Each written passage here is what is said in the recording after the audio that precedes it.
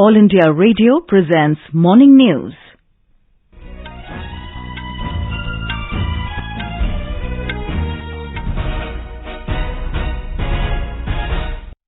Good morning, I am Sarabjit Kaur. The headlines. India and Bhutan plan to set up first integrated checkpost along their border near Jaigaon. Uttar Pradesh government to set up UP Education Service Selection Commission for appointment of teachers. B20 Conference as part of G20 Dialogue Forum for Global Business Community to begin today at Kohima in Nagaland. World Bank says inflation in India will ease to 5.2% in current fiscal. Former US President Donald Trump pleads not guilty to 34 criminal charges against him in Manhattan court. And in IPL Cricket, Gujarat Titans defeat Delhi Capitals by 6 wickets. And now the news in detail. Prime Minister Narendra Modi and King of Bhutan, Jigme Khesar Namgyal Wangchuk, held a bilateral meeting in New Delhi yesterday. During the meeting, both sides reviewed the entire gamut of bilateral cooperation to further boost their relationship. Briefing media in New Delhi, External Affairs Secretary Vinay Mohan Kwatra said, King of Bhutan, Jigme Khesar Namgyal Wangchuk, briefed Mr. Modi about the reforms initiatives taken by Bhutan. He said Prime Minister Narendra Modi also reiterated India's full support for socio-economic development of Bhutan. Prime Minister, on his part, reiterated India's continued and full support to the socio-economic development in Bhutan. There were 5 broad discussion range issues. First was on economic and development partnership. Second bucket of issues was relating to trade, connectivity, and investment cooperation. The third related element pertained to long-term and sustainable trade facilitation measures of both economies. 4, as part of new paradigms on energy cooperation.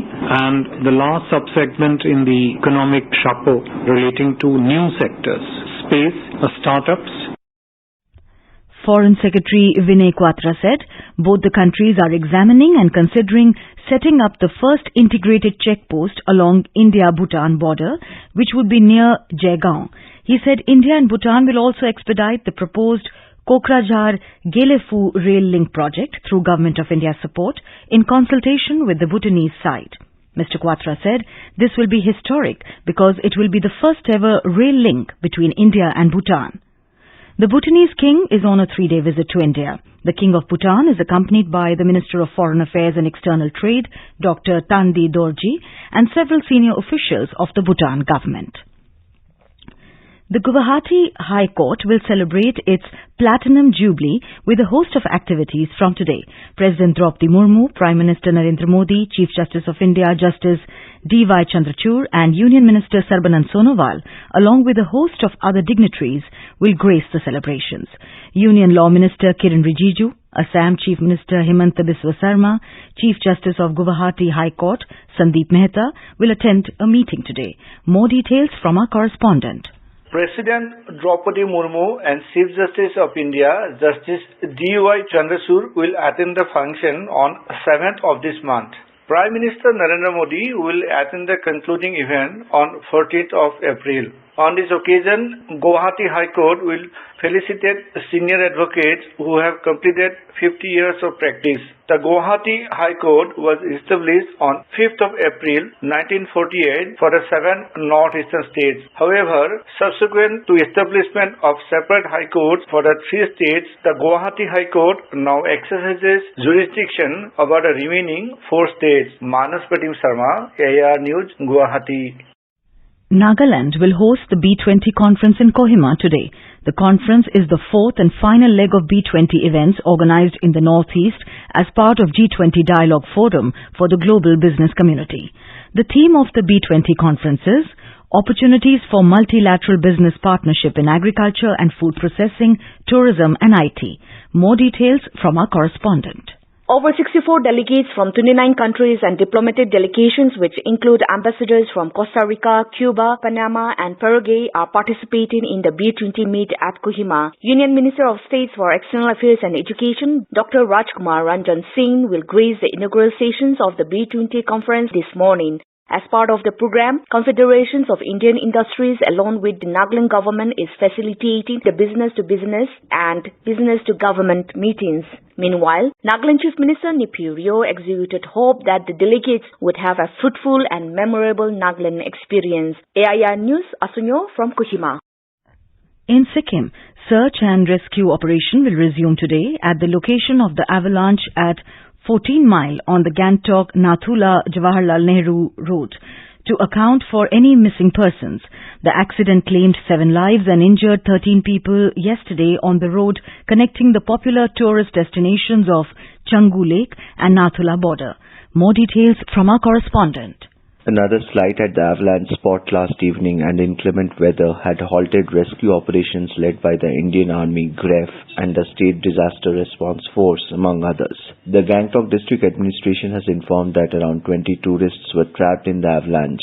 The injured were taken to the STNM hospital near Gangtok for treatment. Sikkim Governor Lakshman Prasad Acharya and Chief Minister P.S. Tamang visited survivors at the hospital yesterday and assured all support. Saikat Sarkar from Gangtok for AIR. This is All India Radio giving you the news. For quick news updates round the clock, follow us on our Twitter handle at AIR News Alerts. Welcome back to the morning news. The UP government has decided to set up Uttar Pradesh Education Service Selection Commission for recruitment of teachers in the state. In a review meeting yesterday, Chief Minister Yogi Adityanath gave necessary guidelines regarding the setting up of the autonomous commission, which will select teachers in basic, secondary, higher and technical colleges in the state. Our correspondent has filed this report. The new commission will also conduct the UP Teachers Eligibility Test UP-TET exam. Currently, separate authorities, boards and commissions select these teachers. Reviewing the teacher recruitment process in various educational institutions in the state, Chief Minister Yogi Adityanath gave necessary guidelines regarding the formation of Uttar Pradesh Shiksha Seva Chayan Ayog as an integrated commission for selection of candidates. CM said that the Uttar Pradesh Education Service Selection Commission will be formed as a corporate and integrated body of teacher selection commissions. This integrated commission will prove to be useful in ensuring time-bound selection process, better utilization of human resources and financial discipline. Sushil Chandra Tiwari, AIR News, Lucknow. The Indian Institute of Technology, IIT Kanpur, will today host a 2-day Youth 20 consultation under the G20 presidency of India. More than 1,200 youth delegates from across India and abroad will attend the program. The Y20 consultation under the aegis of the Ministry of Youth Affairs and Sports, Government of India, is a pan-India activity in the run-up to the final Youth 20 Summit to be held in Varanasi, Uttar Pradesh. The deliberations from these consultations will help in shaping future policies. 5 core themes are identified for the Y20 Summit 2023, out of which IIT Kanpur will cater to 2, which are Future of Work, Industry 4.0, Innovation and 21st Century Skills, and Health, Wellbeing and Sports Agenda for Youth during the Y20 consultation. All India Radio is presenting a vignette of select quotes of the Prime Minister from Mann Ki Baat as the program completes its 100th episode in April this year. In this 43rd episode, let's listen to the excerpts of Mann Ki Baat in which the Prime Minister gave the mantra of Fit India to promote health consciousness among the people. People, voice and direct dialogue. That's your and our Mann Ki Baat. Yes, this is how our Prime Minister connects with millions of countrymen. With the program Mann Ki Baat, aired on the last Sunday of every month on All India Radio. This series, which started on October 3rd, 2014, will complete its 100th episode in April 2023. In the 43rd episode of this special program, let's listen to those excerpts in which the Prime Minister gave the mantra of Fit India to promote health consciousness among the people. An old saying goes, health is wealth, be it a family or the people at large. They can only contribute to the development of the nation if they are healthy. The main workforce of the nation is its youth, and so their health is of prime importance. And maybe it was for this reason that the Prime Minister gave the mantra of a fit India to the youth. In the Mann Ki Baat program broadcast on 29th April 2019, the Prime Minister acknowledged the mammoth response he got for this Fit India campaign. मैंने देशवासियों से, खास करके हमारे युवाओं से fit India का आह्वान किया था और मैं हर किसी को निमंत्रण दिया था, आइए फिट इंडिया से जुड़िए, फिट इंडिया को लीड कीजिए। और मुझे बहुत खुशी हुई कि लोग बड़े उत्साह के साथ इसके साथ जुड़ रहे हैं। बहुत सारे लोगों ने इसके लिए अपना सपोर्ट दिखाते हुए मुझे लिखा है, पत्र भेजे हैं, सोशल मीडिया पर अपना फिटनेस मंत्र फिट इंडिया स्टोरीज भी शेयर की है।